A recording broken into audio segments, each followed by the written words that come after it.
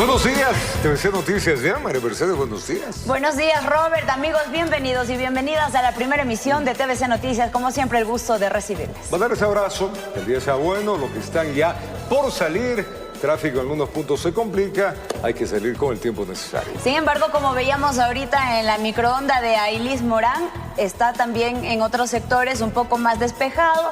Así que, bueno, momento de relajarnos también, de dejar que los pequeñitos que están en las casas disfruten de estas vacaciones, serie de actividades para que realicen sanas. Sin duda, el presidente de la Asamblea Nacional, Nils Olsen, impuso pues una reforma al reglamento de talento humano. Esto, Robert, amigos, con el objetivo de erradicar prácticas de nepotismo. En este contexto, Olsen solicitó la renuncia a 40 funcionarios quienes tendrían vínculos familiares con asambleístas electos. Bueno, ¿cómo tomaron este anuncio los diferentes bloques involucrados en este caso? Le contamos.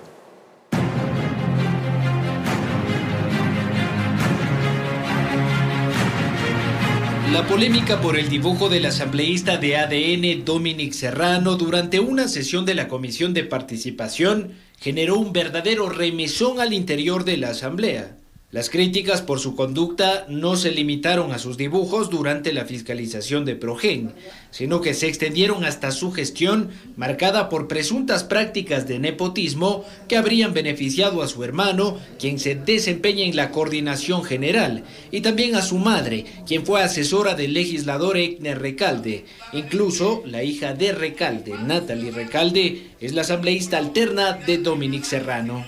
Para frenar este tipo de prácticas, el presidente de la Asamblea, Nils Olsen, solicitó al Consejo de Administración Legislativa reformar el artículo 7 del Reglamento Interno de Talento Humano para prohibir la contratación de familiares de asambleístas. Prohíbe el nepotismo en general, prohíbe en la asamblea. Tú eres autoridad, eres asambleísta o tienes un cargo de directivo como un secretario o un coordinador y simplemente no puedes tener a tu papá, a tu hermano, a tu pareja o a tu primo trabajando dentro de la Asamblea Nacional. Además, dispuso la desvinculación de más de 40 funcionarios asociados a varias bancadas, quienes tendrían relaciones de parentesco entre sí o con asambleístas electos. La ley es para todos y siempre lo he dicho que a todos los asambleístas se nos mide con la misma vara. En la asamblea, esta decisión fue tomada con beneplácito, pues las prácticas de nepotismo restarían legitimidad a la legislatura. Es que se han pasado los filtros de talento humano, eso tiene que ser corregido y qué bueno que sea al inicio de la gestión y no que estemos lamentando mañana que vayan a haber destituciones, aunque si ya alguien ha ganado un sueldo y es familiar de alguna autoridad de acá de la legislatura, seguramente eso va a tener consecuencias. Varias bancadas dicen que la disposición de Olsen debe ampliarse al plano legal para juzgar eventuales delitos desprendidos de estas dudosas prácticas laborales. Se ha cometido perjurio. Ya debería estar el Departamento Jurídico de la Asamblea Nacional siguiendo los procesos pertinentes para hacer que se devuelvan esos recursos y sobre todo generar una acción civil ante esta anomalía. Informó Álvaro Terán. Continuamos con la información. La bancada de la Revolución Ciudadana anunció la separación del asambleísta Joseph Santiago Díaz del movimiento político tras la viralización de una denuncia por una presunta violación a un menor de edad. Por su parte, Díaz negó las acusaciones, aseguró ser inocente y además afirmó que se trata de un intento por silenciarlo y dañar su reputación mediante ataques mediáticos y el uso de troll centers. También informó que solicitará una licencia sin remuneración mientras duren los procesos investigativos. Bueno, en la madrugada de este día, miércoles 9 de julio, la Fiscalía ejecutó 3 allanamientos en Quito por el presunto delito de violación, en este caso de Díaz Azque, en donde es acusado pues un asambleísta por presuntamente abusar a un menor de edad. La denuncia se presentó por el padre de la víctima este día, lunes 7 de julio. En las viviendas, equipos de criminalística recabaron documentos, dispositivos electrónicos y más indicios. Según las autoridades, las versiones de varias personas serán receptadas. Esta es una noticia en desarrollo. 7 de la mañana con 7 minutos. Con 86 votos a favor, la Asamblea Nacional aprobó la terna para designar al vocal principal del Consejo de la Judicatura. Este listado lo conforman Fabián Favara, María Emilia Grijalva y Walter López. Con los votos de las bancadas de ADN, Pachacutic, Social Cristianos y varios independientes, la Asamblea Nacional designó a Fabián Favara, María Emilia Grijalva y Walter López como sus elegibles para ser vocales del Consejo de la Judicatura. Esta nueva elección se da luego de que el pasado 5 de junio el Pleno del Legislativo decidió dejar sin efecto el listado aprobado por el periodo anterior presidido por la asambleísta Viviana Veloz, tras considerarlo que tenía varias irregularidades y que había sido tratado al apuro el 13 de mayo. En esa ocasión, la Asamblea Nacional eligió a Iván Montero, Yolanda Salgado y Ángel Romero. El nuevo listado fue enviado al Consejo de Participación Ciudadana, quienes recibirán las demás ternas del resto de poderes del Estado y designarán a los vocales de la Judicatura para el periodo 2025-2023. Fabián Favara es doctor en jurisprudencia y actualmente se desempeña como el presidente de la Corte Provincial de Justicia de Pichincha. María Emilia Grijalva es abogada con una maestría en Derecho del Comercio Internacional. Actualmente es la presidenta del Tribunal de Apelaciones de la Federación Ecuatoriana de Fútbol.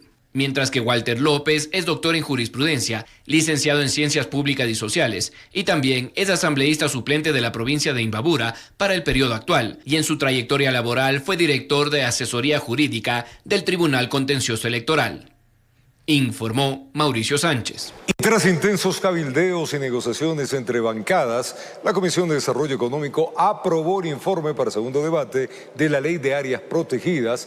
La normativa suprimió la creación de empresa pública que administre las zonas ecológicas del país. Además, también incluyó ciertas aclaraciones con respecto a esto que ha hecho que la gente estalle, el incentivo jubilar. La Ley Orgánica para el Fortalecimiento de Áreas Protegidas ya cuenta con informe definitivo y en los próximos días será discutida en segundo debate por el Pleno de la Asamblea Nacional. La aprobación de este documento estuvo marcada por intensos cabildeos de última hora que incluyeron modificaciones en el espíritu del proyecto e incluso enmiendas a la recientemente aprobada Ley de Integridad en torno a la obtención del incentivo jubilar. En el proyecto se plantea crear el Servicio Nacional de Áreas Protegidas, una entidad encargada de dirigir, planificar y ejecutar políticas públicas de desarrollo ambiental, mismas que serán financiadas a través de un fideicomiso. Que podrá recibir distintos rubros por concepto de donaciones, préstamos, rendimientos de proyectos y otros ingresos. No obstante, tras las críticas recibidas por parte de organizaciones sociales por presuntos riesgos de privatización, el informe final desistió de crear una empresa pública encargada de la delegación de estas zonas a empresas privadas. Que una empresa pública no puede ejercer rectorías sobre el Sistema Nacional de Áreas Protegidas, se contrapone. No puede y además tampoco puede recibir del Ministerio la potestad de sancionar dentro de las áreas protegidas. Entonces no tenía objeto. Es ilegal. Por lo tanto, por ello hemos exigido que la ley de consulta previa libre e informada debe ser transversal y debe cubrir para todos los procesos que vayan a vulnerar nuestros derechos. Se deja claro que está prohibida la privatización, que no se puede entender inversión como ceder título de propiedad sobre ningún área protegida. La ley también viabiliza la intervención de policía y fuerzas armadas en áreas protegidas tomadas por organizaciones criminales. Tiene que tener los candados específicos para que las fuerzas armadas actúen únicamente cuando ellos encuentren un problema delictivo, es decir, un grupo delictivo en una actividad ilícita. Curiosamente, la ley incorporó un cambio de última hora con el que se pretende modificar nuevamente la LOCEP a fin de reducir la edad para acceder al incentivo jubilar, misma que fue incrementada a 65 años con la Ley de Integridad Pública. Con este cambio se busca regresar a los 60 años. La intención, que es proteger la jubilación de cualquier servidor público que quiera hacerlo a partir de los 60 años. El proyecto incluye condonación de intereses a los deudores de la Corporación Financiera Nacional y también reformas al Código Aeronáutico para permitir la operación de empresas aéreas internacionales domiciliadas en Ecuador. La idea es abrir el espectro para que ingresen otros más. Informó Álvaro Terán. Más noticias. El presidente de la República, Daniel Noboa, emitió el reglamento para la Ley Orgánica de Control del Espacio Aéreo. Aquí se establecen los mecanismos para que la Fuerza Aérea pueda inhibir o neutralizar las amenazas aéreas continentales, insulares y también marítimas. Con el objetivo de fortalecer y defender la seguridad nacional aérea, el presidente de la República, Daniel Noboa, emitió el reglamento de la Ley de Control de Espacio Aéreo. En este se determina que la FAE es la Autoridad Nacional de Defensa de la Soberanía y la Integridad del Espacio Subyacente, encargado de la prevención y neutralización de los actos ilícitos que se cometan en el espacio aéreo, marítimo, insular y continental. Con esta ley, la Fuerza Aérea Ecuatoriana tiene la capacidad para interceptar, neutralizar y derribar, si el caso se necesita, pues una aeronave que esté ingresando bajo procedimientos ilícitos e ilegales. El documento determina el empleo del personal, sistemas, medios tecnológicos, equipos, aeronaves y sensores en el cumplimiento de los derechos y obligaciones para proteger la soberanía del espacio aéreo y, de ser del caso, utilizar la legítima defensa y excepcional contra aeronaves ilícitas. Ahora las cosas cambian. Estas aeronaves que ingresan saben muy bien que la Fuerza Aérea puede ya derribarles en vuelo. También se dispone las zonas de seguridad nacional o estratégicas, donde los drones o artefactos no tripulados no podrán sobrevolar por temas de defensa nacional. Los drones al momento tienen una capacidad de interacción en directa como amenazas muy, muy elevado. Realmente pues constituyen armas decisivas en un combate. Es prudente esta ley para tomar las precauciones del caso y dotar de los equipos necesarios para poder reducir, eliminar estas amenazas que pueden ser pues drones o medios aéreos no tripulados. La normativa busca debilitar las estructuras delictivas que pretenden convertir el territorio ecuatoriano en una zona estratégica para actividades del narcotráfico, el empleo del espacio aéreo para tránsito y transporte de sustancias catalogadas sujetas a fiscalización. Informó Mauricio Sánchez. Y al retornar, la hidroeléctrica más grande del Ecuador, la Coca-Codo Sinclair, será intervenida mediante trabajos de operación y mantenimiento. Y le contamos esta información y otras al retornar. Ya venimos. Gracias, amigos, por su sintonía. Tenemos más en TVC Noticias. La hidroeléctrica más grande del Ecuador, Coca-Codo Sinclair, será intervenida mediante trabajos de operación y mantenimiento que estarán a cargo de la empresa asiática Power China. El acuerdo fue confirmado por la canciller Gabriela Sommerfeld, quien ha indicado que este convenio estará vigente hasta diciembre del 2026 y que además contempla una inversión de $400 millones. La mayor hidroeléctrica del país, Coca-Codo Sinclair, recibirá trabajos de operación y mantenimiento por parte de un consorcio chino, tras realizarse un acuerdo por $400 millones. Así lo confirmó la canciller ecuatoriana Gabriela Sommerfeld la mañana del martes 8 de julio, señalando que este acuerdo ya fue firmado. Se ha llegado a un acuerdo para un aporte de $400 millones con la empresa Power China hasta diciembre de 2026. Hay un acuerdo que se está trabajando y que de hecho fue firmado con la ministra de Energía y la ministra de Finanzas, para que se haga cargo de esta empresa de lo que es la operación y mantenimiento de Coca-Cola. Sommerfeld destacó que este acuerdo fue uno de los resultados positivos durante la gira del presidente Daniel Noboa por el país asiático. La hidroeléctrica Coca-Codo, ubicada entre las provincias de Napo y Sucumbíos, tiene una capacidad de generación instalada de 1.500 megavatios, lo que le permitiría cubrir hasta un 30% de la demanda energética a escala nacional. Inaugurada en 2010 y auditada por la Contraloría General del Estado en 2017, la hidroeléctrica presentó cerca de 7.600 fisuras en los distribuidores de agua, lo que podría comprometer incluso el cuarto de máquinas. Fallos estructurales que han provocado que la hidroeléctrica se mantenga en litigios internacionales y no sea recibida de manera formal por los últimos gobiernos. El conglomerado de Power China, que entre sus empresas cuenta con Sinohydro e Hidrochina, deberán contemplar estas observaciones, además de poder alcanzar la generación de energía de Coca-Codo Sinclair, la cual desde su inauguración no ha llegado nunca al 100% de su capacidad. Informó Ítalo Salazar. Fernando Santos Alvite, el exministro de Energía, advierte que más de $1 millón diarios pierde el Estado ecuatoriano con la baja producción de petróleo. por la afectación, evidentemente, del oleoducto de crudo pesado, el OCP, que ha paralizado el transporte de crudo. La producción petrolera en el país en estos días no es de lo mejor y el oleoducto de crudos pesados OCP vuelve a jugar en contra por la erosión regresiva del río Quijos, que también afectó al Sote, dificultando el transporte de crudo. Normalmente estábamos produciendo 460,000 barriles por día. Ahorita está en 150,000 barriles por día. Y si no se arregla el OCP, hasta un par de días tendremos que bajar a cero porque el almacenamiento en el agrio es limitado. Solo puede almacenarse 1,5 millones de barriles. Fernando Santos Alvite, exministro de Energía y Minas, saca cuentas y serían $1.200.000 diarios que no ingresan al fisco, pero sin embargo, él prefiere no hablar de pérdidas. El crudo sigue en tierra o sigue en los tanques de almacenamiento y una vez que se reanude el flujo por los oleoductos ya se lo puede volver a exportar. Así es que quizás el término pérdida podría más bien sustituirse por falta de exportación y que se la hará en el futuro.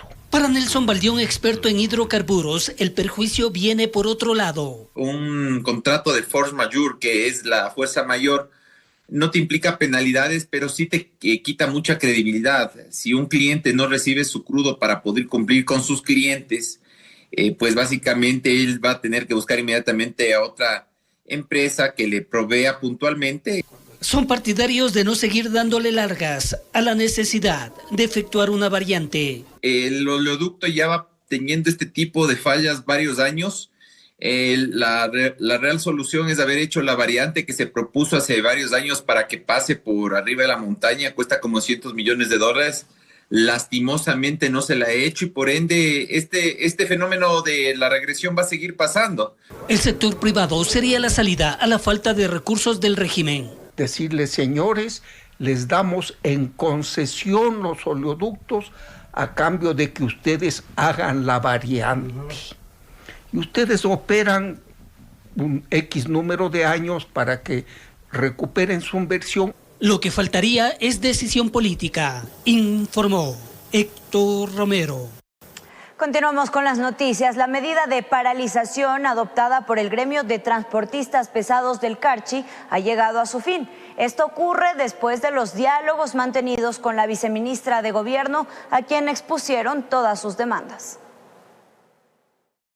Los profesionales del derecho tienen clara su postura en torno a las recién aprobadas leyes. Nuestro criterio, pronunciamiento, sugerencias que nosotros hacemos, siempre lo hacemos desde la parte jurídica, más no con afectos o desafectos, gustos o disgustos por una tienda política o por un tema político. Con esa aclaración efectúan un diagnóstico a las 3 leyes de solidaridad nacional, integridad pública e inteligencia, mismas que para ellos, en su forma general, tienen ciertas violaciones. Que la Constitución es la norma suprema, es decir, la que está sobre todas las leyes, por lo tanto, ninguna ley puede violentar los principios constitucionales o pretender que se hagan reformas a dicha norma constitucional. Estas leyes tienen ciertos vicios que obviamente afectan a la seguridad jurídica, al debido proceso, a los tribunales de excepción y principios de progresividad. Han quebrantado la unidad de materia, así como también el carácter de ley urgente económica. Por eso tomarán el camino seguido por otros sectores. Hemos tomado la decisión de presentar demandas de inconstitucionalidad en contra de las 3 leyes. Con lo que ya sumaría más de una docena de pedidos de inconstitucionalidad. Evidentemente, las demandas de inconstitucionalidad serán consideradas para cada una de las leyes y pueden las específicas ser acumuladas en cada caso. Algunas de las demandas, de lo que entiendo, están planteadas con medidas cautelares. Y entonces puede ocurrir que la Corte Constitucional conceda esas medidas, en cuyo caso no se volvería, diríamos, extremadamente urgente el que lo traten sumarísimamente. Sin duda, arduo trabajo para la Corte Constitucional, informó Héctor Romero. El tráfico de armas es uno de los factores que ha incrementado la violencia con las que las bandas criminales actúan. Su facilidad de adquirirlas y permeabilidad para ingresar al país, dicen expertos, es una de las tareas pendientes. Las autoridades para combatir este mal que acecha a nuestro Ecuador. El tráfico de armas en el país es uno de los factores que ha fortalecido a las bandas criminales. Según cifras de la Policía Nacional, entre enero del 2023 hasta abril del 2024, se han incautado 13.613 armas de fuego, pero de estas del 27%, es decir, 3.645, son de origen desconocido, el 25% son de fabricación nacional y el 10% de origen norteamericano. El experto en seguridad Mario Pazmiño señala que las bandas criminales han determinado 5 pasos para el ingreso de las armas al país. El uno es la frontera sur, el otro la frontera norte, que es el más importante y el de mayor volumen que ingresa. El tercero es a través de los courier, donde mandan piezas de armamento para que sean armados o ensamblados acá en Ecuador. El cuarto es a través de las narcoavionetas y el quinto es a través de la sustracción en los rastrillos tanto policiales como militares. El académico Daniel Pontón señala que la relación del tráfico de armas con las actividades ilícitas están ligados con el crecimiento de la violencia. Indica que la falta de controles da una facilidad para la obtención de armas en el mercado ilegal. Ecuador ya es un mercado de consumo de armas de fuego de grueso calibre importante por la dinámica de las bandas. Antes se hablaba de un sitio de paso, de pronto, y obviamente eso está manejado por una red de intermediarios donde obviamente la corrupción es parte de la dinámica, ¿no? Porque las instituciones que se encargan del control también mira para otro lado. A esto se suma que las bandas criminales han optado con modalidad de acopio y alquiler de armas de fuego para evitar el avance de las investigaciones judiciales. Alquilan el arma y el arma, pues una vez que hay una acción de sicariato o robo, lo que sea, pues regresa nuevamente a la persona esta para que ésta la entierre, la tenga unos 2 meses y luego la vuelva a sacar para seguirla utilizando. Por eso es que las armas a veces que son capturadas, pues están relacionadas no con uno, con varios asesinatos o con varias acciones de violencia. Ambos analistas dicen que es hora de pensar en una cooperación internacional para que ayude con el cruce de información, tecnología y asistencia a las autoridades de control. Dice que una de las formas de controlar es justamente las capacidades, ¿no? Por ejemplo, lo de tecnología, para monitoreo de armas de fuego, para seguimiento, para rastreo, para investigación judicial, básicamente. Una de las estrategias para enfrentar esta problemática podría ser la inclusión de Ecuador en el Tratado de Control de Comercio de Armas de las Naciones Unidas. En su momento, el país no firmó dicho protocolo por no ser un productor de armas, pero en el contexto del conflicto interno armado actual, su inclusión es una opción importante para tener el respaldo de la comunidad internacional, informó Mauricio Sánchez. Estados Unidos oficializó el pedido de extradición de Adolfo Macías, alias Fito, hacia ese país. El líder de la organización criminal Los Choneros fue capturado en un búnker hace 2 semanas y trasladado luego a la cárcel La Roca en Guayaquil. Tras cerca de este tiempo transcurrido de su detención, el requerimiento de extradición fue presentado a través del Ministerio de Relaciones Exteriores, según ha informado la Corte Nacional de Justicia. La solicitud de extradición de alias Fito se formalizó por parte de Estados Unidos la tarde del martes 8 de julio. Mediante este comunicado oficial, la Corte Nacional de Justicia confirmó que las autoridades de justicia del país norteamericano presentaron el pedido formal por José Adolfo Macías Villamar, alias Fito, para su extradición hacia dicho país. John Reinberg, ministro del Interior, se pronunció tras la publicación de la Corte, donde escribió que el crimen organizado ya no tiene aliados ni escondites. A casi 2 semanas de cumplirse la recaptura del líder de los Choneros, quien se encontraba escondido en un búnker reforzado en la parte subterránea de su vivienda, en la ciudad de Manta, provincia costera de Manabí, el delincuente más buscado del Ecuador fue trasladado hacia la ciudad portuaria de Guayaquil para ser recluido en la cárcel de máxima seguridad La Roca. Entre los delitos por lo que es requerido Fito en los Estados Unidos están conspiración para el narcotráfico transnacional y el uso y contrabando de armas de fuego. Además que la organización delictiva Los Choneros ha sido señalada por presuntos vínculos con el cartel mexicano de Sinaloa para el envío y distribución de cocaína a gran escala hacia países de Centro y Norteamérica. Finalmente, el comunicado de la Corte Nacional de Justicia ratificó que el proceso de extradición pasiva se tramitará de conformidad con el ordenamiento jurídico ecuatoriano y que la máxima autoridad responsable dentro del marco legal es el presidente de la Corte Nacional. Informó Ítalo Salazar. Gracias por su sintonía, amigos. Retomamos la información. La medida de paralización adoptada por el gremio de transportistas pesados del Carchi ha llegado ya a su fin. Esto ocurre después de los diálogos mantenidos con la viceministra de Gobierno, a quien han expuesto sus demandas. Ante la reciente movilización y medida de resistencia ejercida por las bases del transporte pesado en la provincia del Carchi, las autoridades nacionales han tomado medidas para atender las demandas del gremio y así garantizar la seguridad, circulación y bienestar de los transportistas. La presencia de la viceministra de Gobierno, Justina Zambrano, fue fundamental para canalizar los acuerdos necesarios y fortalecer las acciones implementadas por las autoridades en las provincias de Los Ríos, Santo Domingo y Guayas, lo que permitió que esta medida de hecho sea levantada por parte de los manifestantes.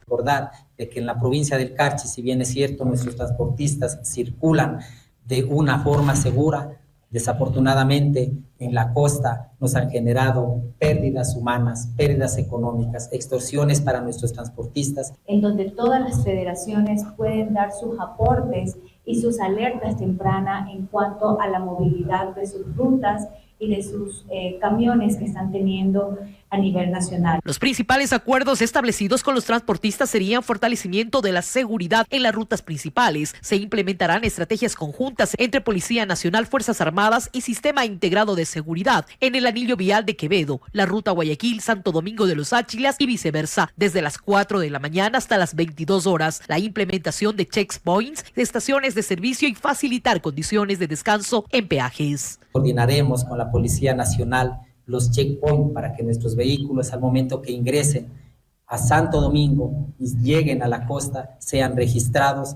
para que estos vehículos, pues en el caso de existir alguna inconsistencia en su carretera o en su ruta, sean reportadas automáticamente al Sistema Integrado de Comunicación 911. Para que salgan más organizados ya desde la provincia del Carchi. Y obviamente, como Fuerzas Armadas tenemos desplegadas unidades a lo largo y ancho del Ecuador. La representante del Gobierno Nacional enfatizó que ya se han establecido rutas de trabajo específicas para la ejecución de cada uno de estos acuerdos. Se mencionó además que en estos pasos incluyen la coordinación con las diferentes entidades implicadas, la asignación de recursos y la planificación de acciones inmediatas y a largo plazo. Hemos elevado una ruta de trabajo para venir nuevamente a la provincia del Carchi con soluciones palpables a corto, mediano y largo plazo. Con cámaras de José Cedeño desde Tulcán, informó Miriam Enríquez. BanEcuador ha entregado $767 millones en 148.000 operaciones crediticias a escala nacional, con tasas preferenciales pequeñas y microempresas, así como a mujeres adultos mayores. El nuevo presidente del directorio, Eduardo Peña, pues destacó que este año la banca pública pues estima colocar más o menos 650 millones. Ana María y Marjorie llegaron a las oficinas de la matriz de BanEcuador a preguntar por el crédito Violeta para emprender pequeños negocios. Que no contamos, por ejemplo, con un trabajo estable, porque unas somos mamás cuidadoras con niños con discapacidad. Este banco sí nos está prestando la facilidad, porque no nos está pidiendo muchos requisitos, que en otros bancos sí nos piden algunos requisitos. El 59% de los clientes de BanEcuador, señores, son mujeres. BanEcuador se levanta de las secuelas que el COVID le dejó, pues hasta el año 2022 tuvo pérdidas por $105 millones y a junio de 2025, un día a la vez. No es obviamente una utilidad como tiene un banco privado, que se puede ganar 30 o 40 millones de dólares, pero nosotros aspiramos a que este año cerraríamos con un balance de 8 y 10 millones de dólares de utilidad. Destacó que en los 19 meses del gobierno elevaron las plumas de clientes y operaciones que han sumado $767 millones.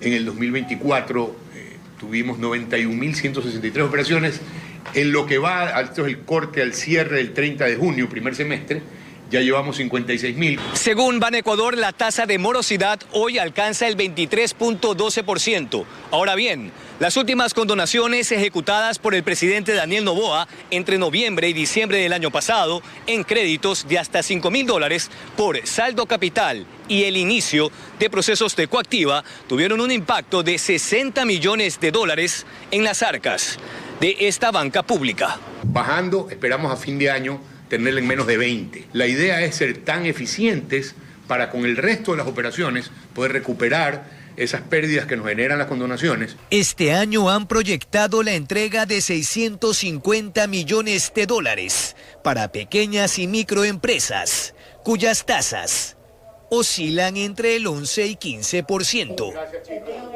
Informó Jorge Escobar. En la autopista General Rumiñahui, en el sector Jardín del Valle, sentido Quito-Valle, se registró un siniestro de tránsito donde un vehículo liviano de color rojo se estrelló contra un poste. Así lo informó la Agencia Metropolitana de Tránsito la madrugada de este miércoles. Hasta el momento se desconoce si existen personas heridas o fallecidas. Sin embargo, a causa de este siniestro se ha cerrado el carril izquierdo sobre la autopista y hace pocos minutos la entidad informó que ya se encuentra habilitada en sentido Quito-Valle. Invitan a conducir a la ciudadanía con mucha precaución en las vías para evitar inconvenientes.